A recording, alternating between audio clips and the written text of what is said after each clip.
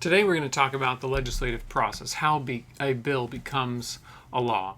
We're going to use a chart that's put out by the California Assembly Rules Committee called the Life Cycle of Legislation. You can usually pick up copies of this chart from your legislator's office. It's a very helpful chart to help understand the process of how a bill becomes law in the state of California. So, part of the process is when it gets introduced into the legislature. But it actually starts before that, before it actually gets announced, before it gets into print.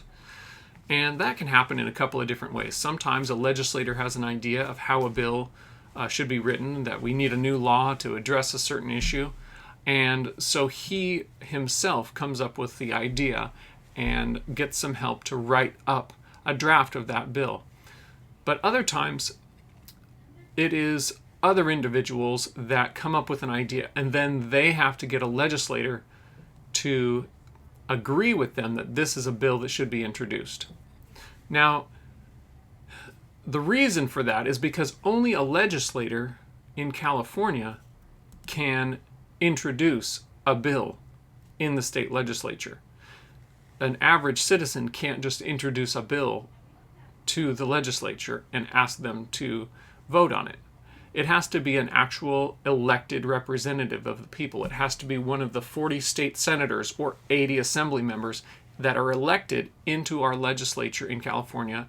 It can't be even the governor. The governor, if he has a bill idea, he has to get a legislator to put forward his bill idea for him. He has to get someone else to be convinced that that bill should move forward. So it has to be a legislator that introduces the bill. So whoever comes up with the idea, the next step after the drafting of the bill is for Leg Counsel to look at the bill. And the Leg Counsel, or Legislative Counsel, is a group of attorneys whose job is to be the legal helpers for the legislators. They're the attorneys that work for the legislators that help them write the law in California. Now, there are varying attorneys within Leg Counsel that have varying expertise, and they assign various bills or various ideas to those people with the expertise in that area. So Leg Counsel will take a draft of a bill or even just an idea, and they'll write the actual wording for how that bill would then be written for going into the code.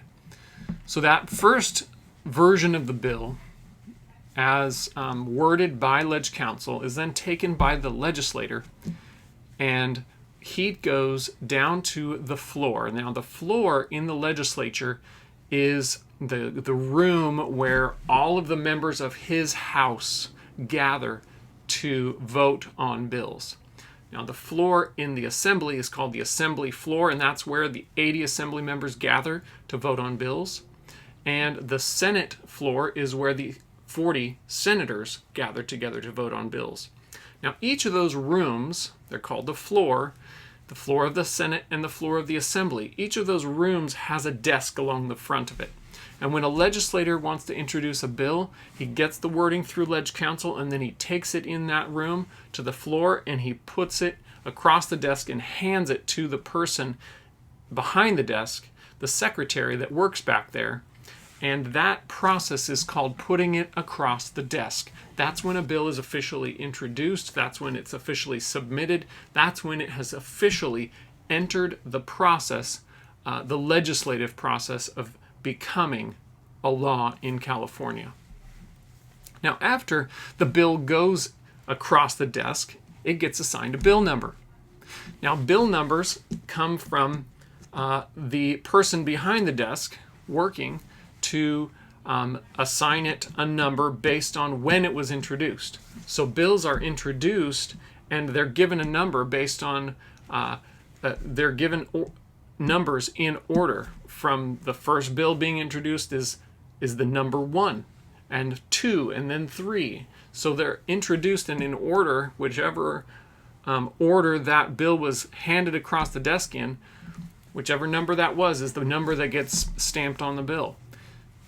But before the number itself, there is an AB or an SB. Now in California, we have the Assembly and we have the Senate. So Assembly bills say AB for Assembly bill. AB1 is the first bill that's put across the desk in the Assembly. AB2 is the second bill that's put across the desk in the Assembly, and so on and so forth. In the Senate, SB1 is the first bill put across the desk in the Senate.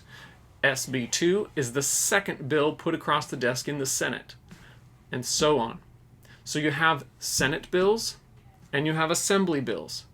Overall, there's about 6,000 bills introduced in a 2-year session in California, approximately 3,000 bills per year in the California state legislature. So you have 120 legislators introducing bills. That's an average of about 25 bills per legislator per year. That's a lot of bills. So as those get introduced, they go across the desk, they get assigned bill numbers, then they get sent straight to the Rules Committee. The Rules Committee is where those bills get assigned to policy committees and fiscal committees.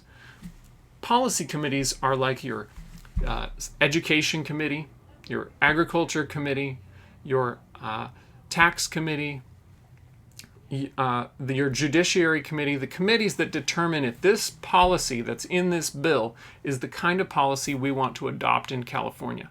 Then the fiscal committees are the committees where bills go to determine whether we have the money to spend on those bills or not. It has to do with, do we want to pay for this policy? The job of a fiscal committee is not to determine whether this is good policy for California. It is the job of a fiscal committee to determine whether or not we want to pay for it, to implement it. So the policy committees determine policy, the fiscal committees determine the finances. So as the Rules Committee determines what committees it needs to go to, they need to take into account what this bill is going to impact. If it impacts education, it should go through the Education Committee. If it's going to impact healthcare, then it goes through the Health Committee. If it's going to impact our judiciary system, then it should go through the Judiciary Committee. If it's going to impact farms, it's got to go through the committee that deals with that, which is the Agriculture Committee. So you're going to have to make sure, if you're going to introduce a bill, that you are going to follow that bill all the way through. And so when you are looking at a bill from the outside of this process and looking at where it's getting assigned, you want to be watching each one of these stops along the way, because each one of them is a place where that bill is going to be voted on. It's also a place where that bill has potential to be amended or changed. But it's also another place to think about that this is an opportunity for this bill to die, because it has to be voted on, it has to get passed in order to move forward. So each stop along the legislative process, each time the bill gets voted on, is an opportunity for that bill to die. So the Rules Committee determines which committees the bill goes to, and then once the bill goes to its first policy committee, then that policy committee, which has its own staff members that help evaluate each of the bills in that committee, that staff member that's assigned to the committee, they write an analysis on the bill. They work with the author's office to determine what the priorities are in the bill, what the purpose of the bill is, and perhaps, because they are working for that committee, say it's an education committee and an education staff member, it is their area of expertise. And so they might have suggestions for amendments to that bill. So they need to work with the author's office, the author's staff, to try to figure out how they can come to an agreement on the wording of that bill and some suggested amendments to it. Then they can set a hearing date. Prior to the hearing date, that analysis is getting formulated. They're figuring out what they're going to recommend. The staff member works for the committee, so they're going to write up a bunch of things about this bill and tell the committee members what the staff member thinks of the bill, what they think they should change in the bill, and how they think that the committee members should vote on the bill. Now, this is huge. The legislative staff working for the committee takes input from organizations and individuals.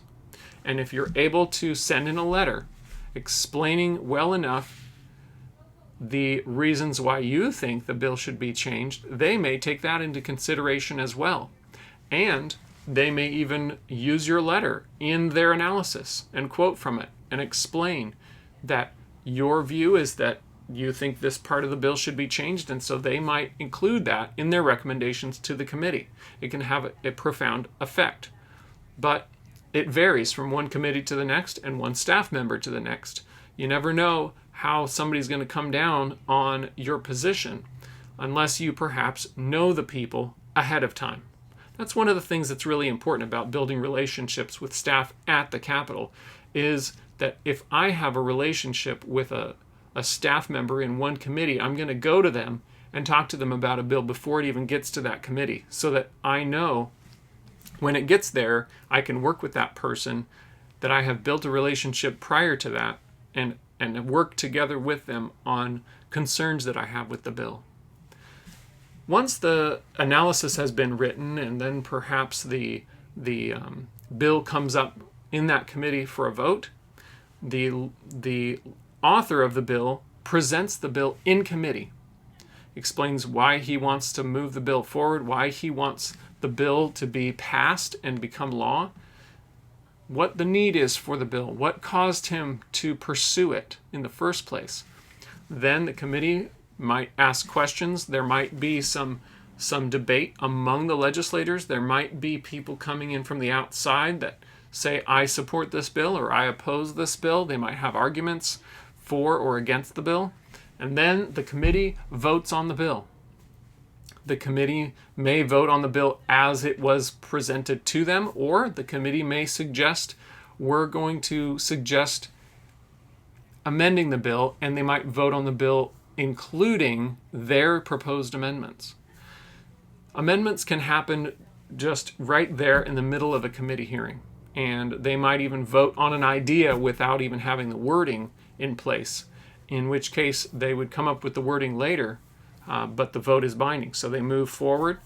They might send the bill out of committee either as it was or with an amendment coming very soon afterwards.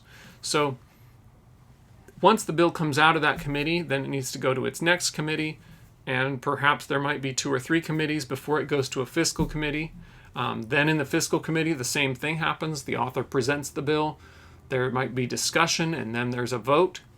After that, it's gone through policy committees, it's gone through fiscal committees, then it goes to the floor. All the members of that House vote on the bill. So if it's a Senate bill, SB1, SB1 has gone through the Education Committee, it's gone through the Fiscal Committee or the Appropriations Committee, and then SB1 has gone to where? It goes to the floor in its House. If it's an SB, that means it's a Senate bill, so the first floor it goes to is the Senate floor, because it's an SB. It's still in its House of origin where it started, the Senate. So it's on the Senate floor, goes to a vote there. Then if it passes the Senate floor, it goes over to the Assembly, because every bill that gets introduced has to go through both houses and be approved by both houses before it can go to the governor to be signed into law. So SB1 goes through it goes through the Education Committee, goes through the Appropriations Committee, then it goes through the floor. If it gets passed on the floor, then it goes all the way to the Assembly.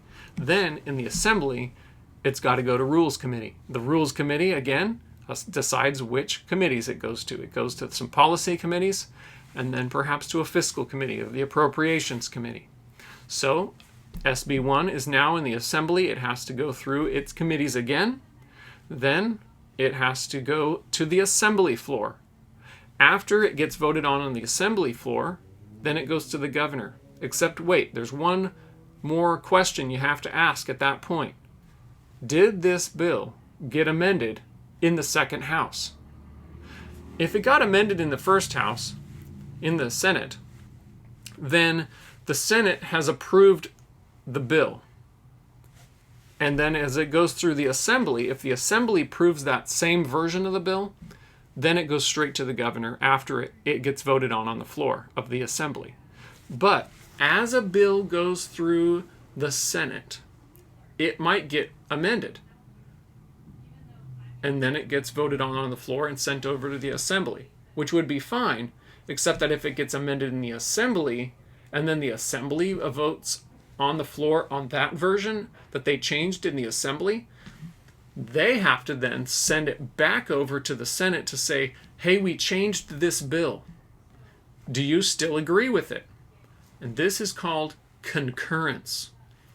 The assembly, if they've changed a bill, they have to have Senate concurrence before it can go to the governor, which means that both houses have to agree to the final version of the bill before it goes to the governor.